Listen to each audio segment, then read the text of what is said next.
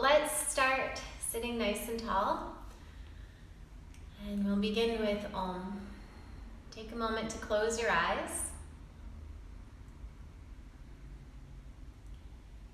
And gently begin to rock forward and back on the pelvis. You can allow the torso to gently shift forward, shift back, maybe even side to side. As you do this, feel that your sitting bones are becoming heavier and heavier. So the pelvic bowl is anchoring down into the support beneath you. And when it feels like you found a comfortable place, you can stop swaying, allow your body to align there. The hips remain really heavy, earthy, grounded.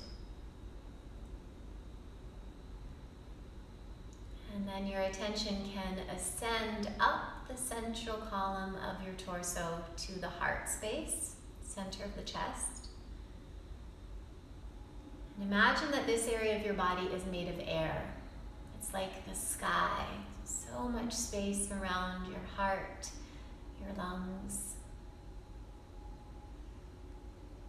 And feel that the heart space is floating with ease above your hips. And guide your attention now up towards the neck and the head, the element of space, so even more expansive around your head and your neck. The head floating above the heart floating above the hips, and the hips are anchored in the present moment. Imagine the crown of the head is open. Beautiful sunlight is pouring through the body.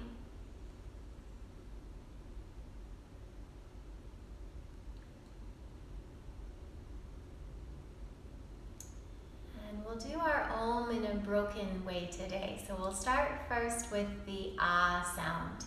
Allow the vibration of the Ah to be felt in the abdomen.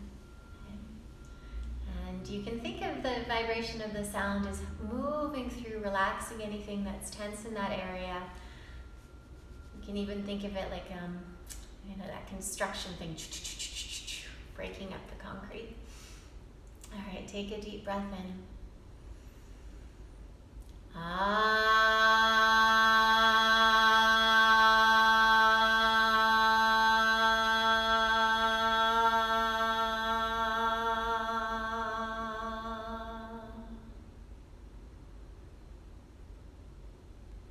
And then move your attention up to the center of the chest, feeling the vibration around the heart. O sound. Inhale.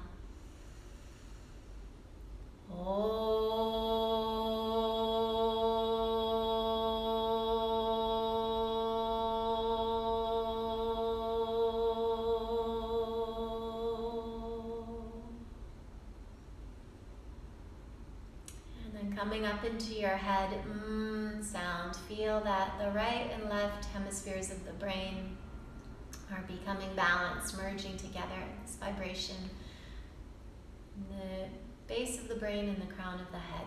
Inhale.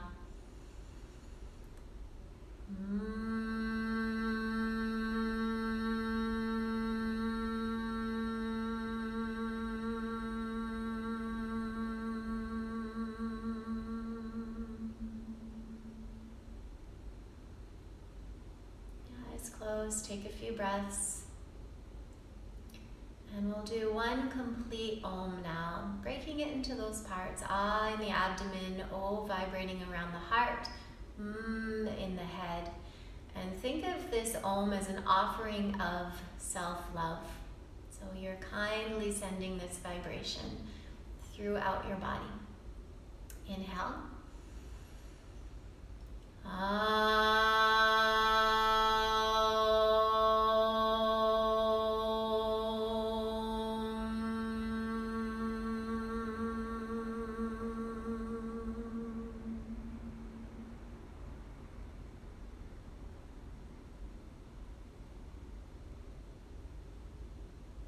Rest in the stillness for a moment.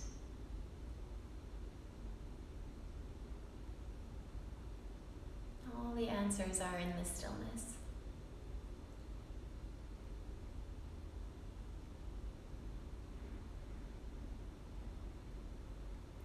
All right. So that's actually true. All the answers are in the stillness. All your own answers are in your own heart. Everyone has their own guru in the center of the heart. So these words that I say, these are pointers that help point us towards that place. But we can't capture the essence of what we really are in words. So this morning, hi Hanako and Alyssa and Diana. We're going to talk a little bit about self-compassion. I've been exploring this myself, having myself as my only roommate and contact for this past, I don't know how long, close to 2 months. It's been really interesting to notice some of the unkind dynamics that happen in the head, and then I've been working on healing that and shifting that relationship. So I have a better roommate. How do you rotate the picture? I'm not sure. Maybe turn the camera to the side. So the causes of suffering in yoga philosophy. The first cause of suffering, it's called avidya, and this means ignorance. Not ignorance that we haven't read enough books and we haven't studied enough and that the brain doesn't have enough information in it. The ignorance that we don't know who we really are, that we are misidentifying as a limited form. We misidentify and think that we are our body, we think we're our thoughts, we think that we're our relationship. And actually what we are is this one consciousness. So there's this one consciousness that animates all of existence. My teacher Dharma talks about it like a cell phone signal. Each of our bodies is like a different cell phone set. So this is like a cell phone from the 70s, kind of clunky, has certain functionality. Some people have a cell phone like an iPhone 12, and some people have a flip phone. So that's just, the different senses of perception, different things you can do with those. But all of the phones are nothing without the signal. And it's the same signal that is animating all the forms that's causing this plant to grow, the flowers to bloom, that causes our bodies to move and change. And this signal wants to have different experiences of life. So it is pure consciousness. It's eternal bliss. It cannot be harmed in any way. It's of the nature of unconditional love. But when it's always sitting in that perfectness, it can get a little bit boring. So it wants to have experience, to play. Life is called Lila, the divine play. And what it does is it creates all these beings with different senses of perception so that it can perceive through these different filters. What's it like to look through this kind of eyes and hear through these ears? So all of this, everything we see in nature is God or consciousness or love or energy or whatever you call this one force, expressing and animating through all of this. Hi, Barry. So that's the first cause of suffering, is we've forgotten that. We feel disconnected from that source, but that source is who we really are. And because we've disconnected from that source, we connect with our ego. The second cause of suffering is asmita. This is egoism. So we think that we're our physical body. If we like what our body looks like, we're very happy. If it gains a couple pounds in quarantine, we're very miserable, right? If we, there's things that we like to do that can make us happy. I used to, dance was my only form of happiness for a long time. And when I couldn't dance anymore, I was very depressed. So that was attachment to the physical form as the vehicle for happiness, not connecting to something deeper inside. So all of these things, this happiness we find from connecting to our ego is impermanent, and it causes incredible suffering because everything in form is subject to time. It's always changing. It can't stay the same. So we enjoy things when they exist, and then when they go away, we're very sad, right? And that's only if we identify with them. if we learn how to identify with that source of who we really are, this consciousness, then we watch all of life, we watch everything unfold with an attitude of adoration, bhakti yoga, celebration, devotion. Wow, we're in awe. I don't know if anyone noticed, about a week ago was the first time that I saw the buds here in Winnipeg on the bushes. And it's amazing to me, every night I go on my walks and I stare, because there's some bushes that just look so dead, sticks. Doesn't look like there's any potential for life. And then the next day you're like, wow, now suddenly there's a little green guy on there. Where did this come from, right? And some of them, the irises were only this big. Now they're, how quickly things can blossom. So I've been really looking at that. Things can look dead for a long period of time, especially in Winnipeg. We get to see, trees that have no leaves for a long time, and then suddenly something new can emerge. So this identifying with our ego causes suffering. And this is the link I'm going to talk about now with self-compassion. So many of us were taught that we can feel valuable if we have good self-esteem. So we're always working on improving our self-esteem. But the problem with self-esteem is that it's relative. So you have good self-esteem, you think you are, a good runner if you're faster than other runners. And then suddenly there's another runner that's faster than you, and your value goes down, right? Your own thoughts of yourself. So self-esteem is always relative to someone else. Eventually someone will be better at whatever your form was expressing than you were. And if that's where your value is coming from, then it's really volatile. And that's not who we are. So there's a difference. Self-esteem actually causes suffering. It doesn't cause long-term happiness. It leads us into this comparison. Oh, thank you, Barry. Good ones. And what actually will bring us to deeper happiness is self-compassion. So self-compassion is the ability to be with ourselves exactly as we are, and to have radical acceptance for whatever is going on inside of us. So I know for myself, over the last 2 months, I've definitely had a whole buffet of emotions moving through my body. There's been a lot of fear has been moving through the body, and lots of worry and all kinds of stuff, and sadness and grief and disappointment, and the whole thing is in here. And that's not a problem, actually. Emotions are just energy in motion. And what our body actually is, it's like a conductor. It's this vessel for divine, that consciousness, which is of the nature of love, to flow through. So things are meant to flow through this body, and it's only a problem if we attach to them. But what tends to happen with the darker emotions is that we've been taught that they're bad, right? Well, if I feel scared, then maybe I'm not smart enough or capable enough, or we judge ourselves for having them, and then we try to push them down. Aversion, okay? When we try to push these darker emotions down, they get stuck into our body, and they can cause numbness, they can disconnect us from joy, from life, they can make us feel separate from others.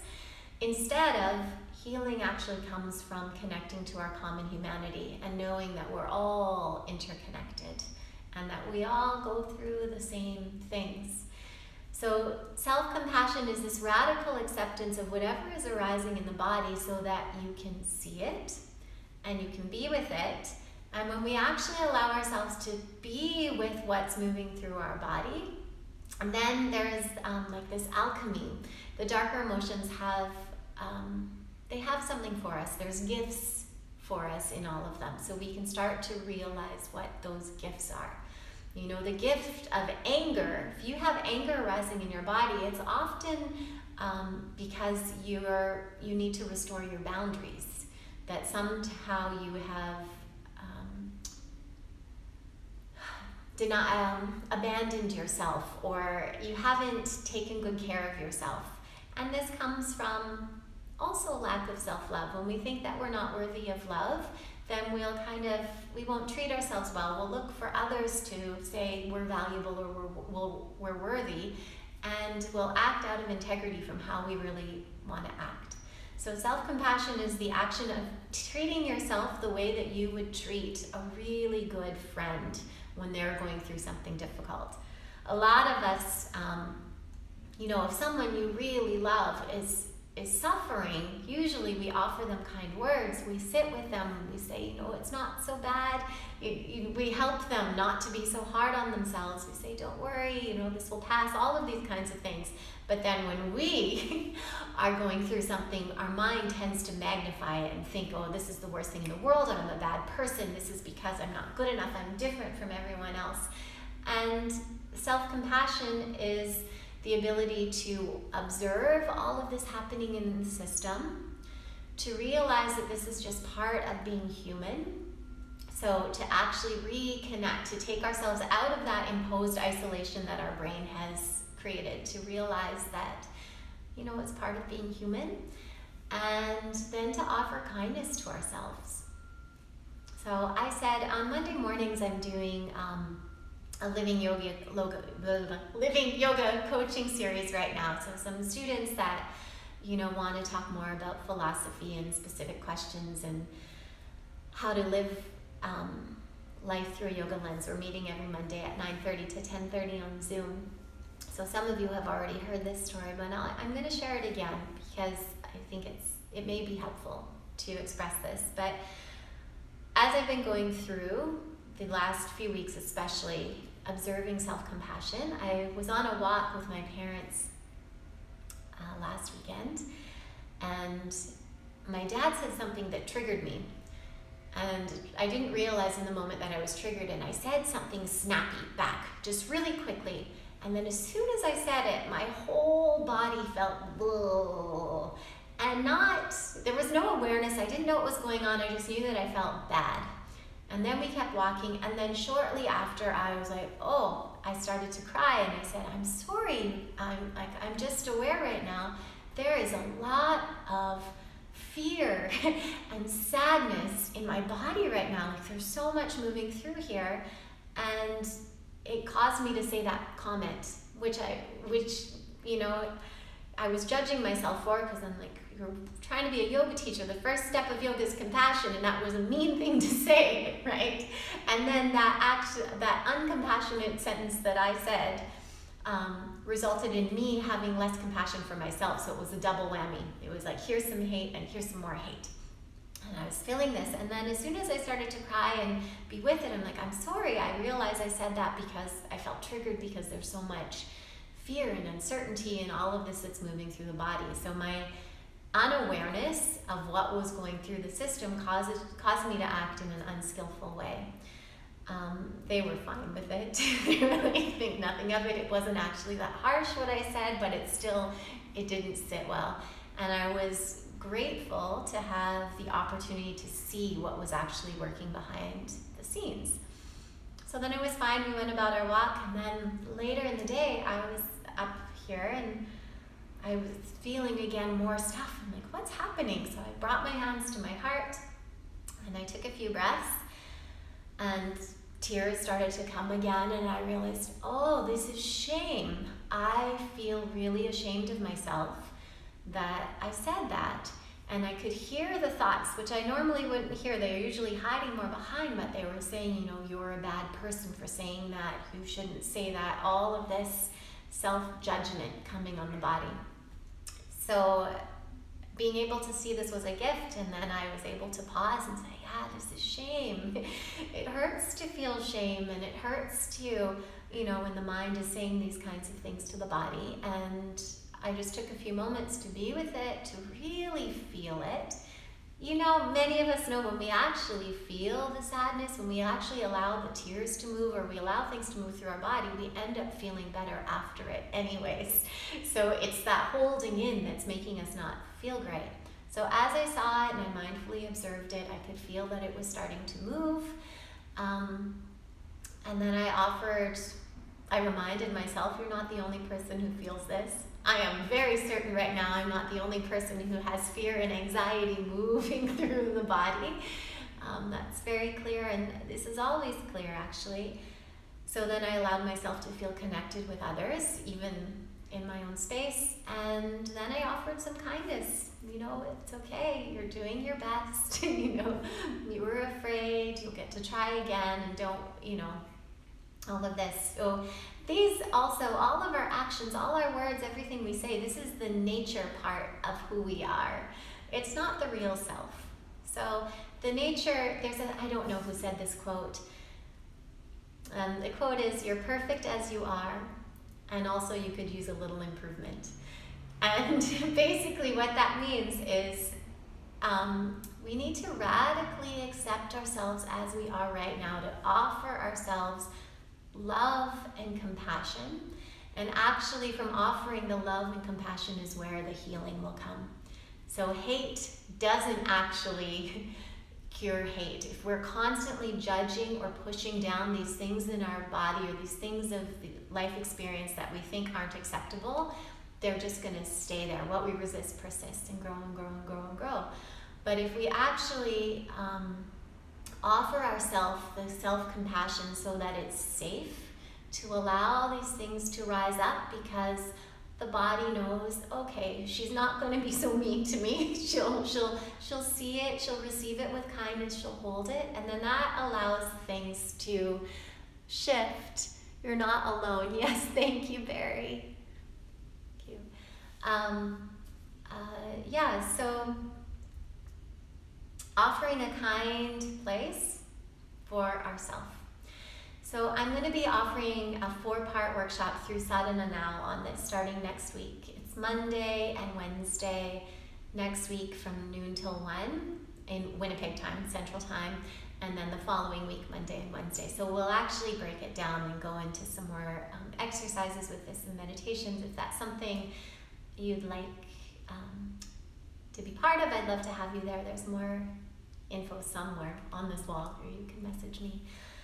But just for today, offer yourself kindness. Even start to notice, you may have never noticed that the mind might be mean to yourself. So see if you can start to notice what it's saying and say, shh, okay, I hear you. I'm going to be nice to this. The first step of yoga is compassion, and the healing comes from compassion. But everything that we learn to love in ourselves that we think is unlovable doesn't mean we need it to stay there. It just means that we hold it and honor it so that it can transform. From that, we learn to have compassion for those qualities in others. So this will move us closer to peace. So the things that we can't accept about ourselves are going to be things that we're going to judge in others. And then we're going to keep having this conflict and turmoil. So let's do a short meditation on self-compassion. There's different gestures of self-compassion. You might find it soothing to have one hand in a fist and the other hand over your heart. Or you may feel soothed with your hands in prayer, both hands on the heart, one on the chest, one on the belly.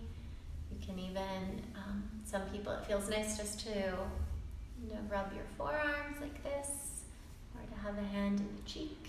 Whatever it is that soothes your body, bring your hands to a gesture of self-compassion.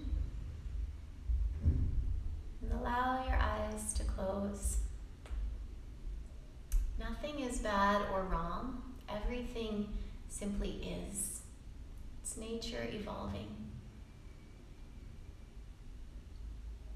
And with your eyes closed, take some full deep breaths into the heart space. Imagine breathing in through all of your skin and breathing out. And breathing in with a quality of kindness.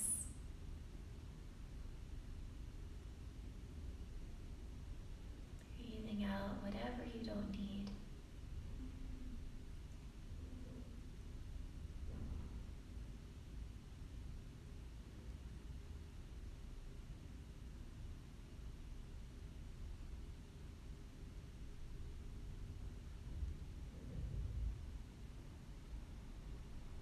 Bring your attention to the back of the heart space. Imagine the upper back is porous, that you can breathe in through your back directly to your heart. And you can breathe out from your heart to the space behind you. So receiving breath from the back and releasing breath into the back space.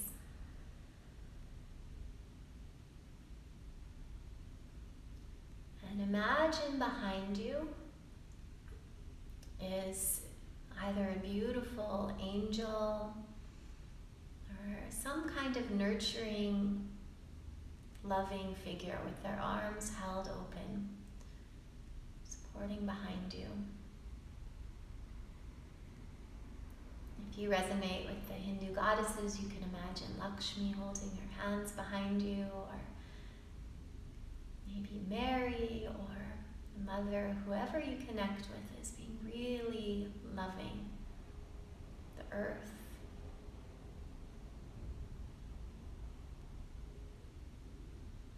And feel that you can breathe in love, support, nurturing from the space behind you.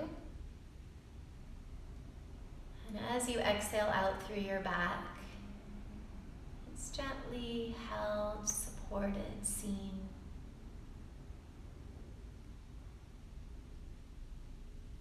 This loving being behind you is able to see all these parts of yourself with kindness, with complete acceptance, and hold them. No, they're not really you, it's just something we're passing through.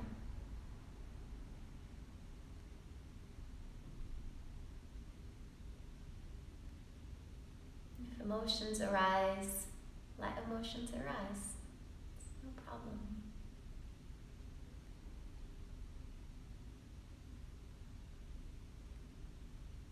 Feeling that you can breathe in this supreme nurturing from the space behind you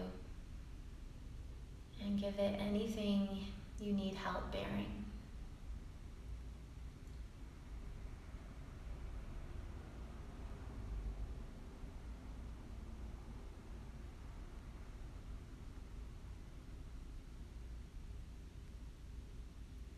And know that this being is actually always with you.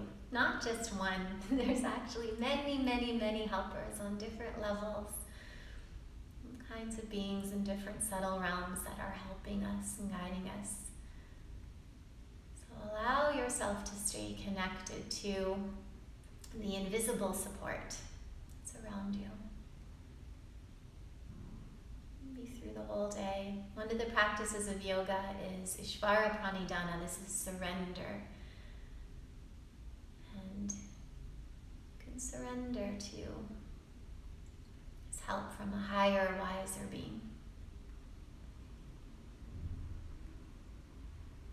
Let's offer one more Om. Take a deep breath in.